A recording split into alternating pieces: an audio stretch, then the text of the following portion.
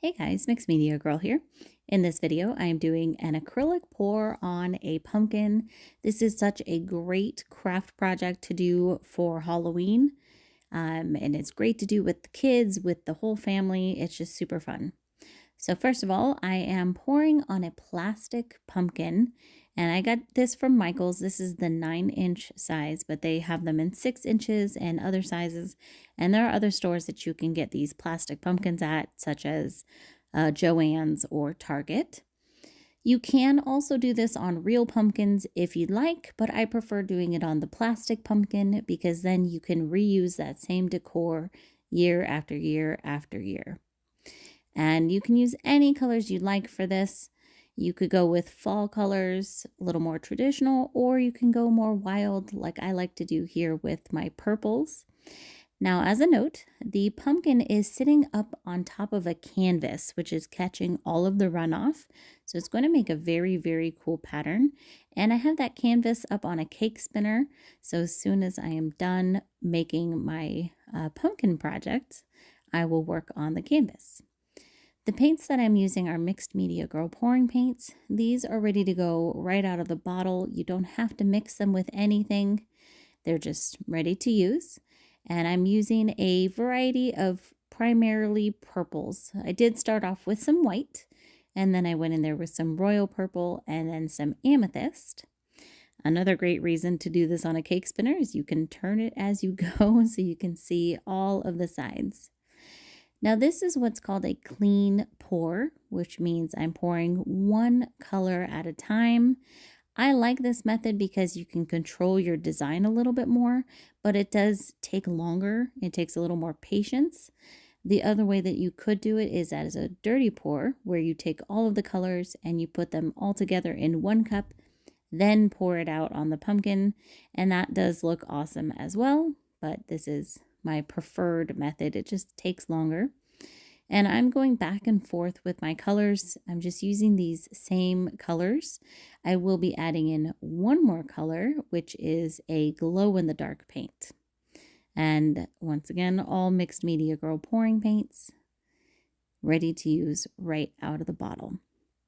So I'm going to add a little bit of music here because it's pretty much just more of me pouring over the pumpkin.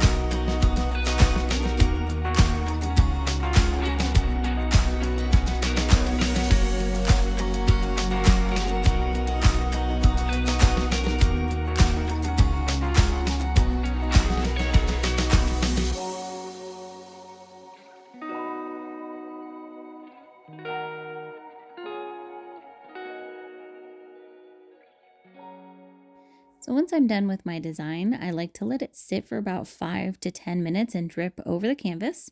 You can probably also see here, I do have a little plastic cup underneath the pumpkin holding it up off the canvas. You can put the pumpkin directly on the canvas, but then it kind of gets muddy underneath. So I think this method works way better. And I often get asked, what if you want to cover the entire pumpkin? I love having this drippy look, but if you'd like to cover your entire pumpkin, then I recommend taking one of your colors and pre-painting the entire pumpkin, and then you can go in there and do the drips from the top. So once you're done, move it off to the side, leave it up on that little cup to dry, and then now we're going to finish off the canvas. So I added a little bit of black around the edges, and that's just to have some paint that I can easily move out towards the edges of the canvas as I spin it. And also it's a little bit off center, so I tilted it to center it a little better before spinning it out. And that way get to maintain that design just a little bit better. So when you do this, just tilt it very slowly out to the edge and then back to the middle. And then you can spin it as much or as little as you want. I usually start off with a fairly gentle spin. Doing it this way, you can kind of get an idea of where your design's going to go, especially if it started off not quite centered, and then you can tilt more if needed. But also you'll get an idea of how far out the paint will go. A lot of times people worry that if they spin their pieces, the paint's just going to go flying. That typically doesn't occur. When I spin my project out, it usually doesn't go more than about 6 inches from the spinner. So you don't need to really worry about putting it up, like putting up cardboard walls or putting it in a box or anything else. And just spin it not too hard.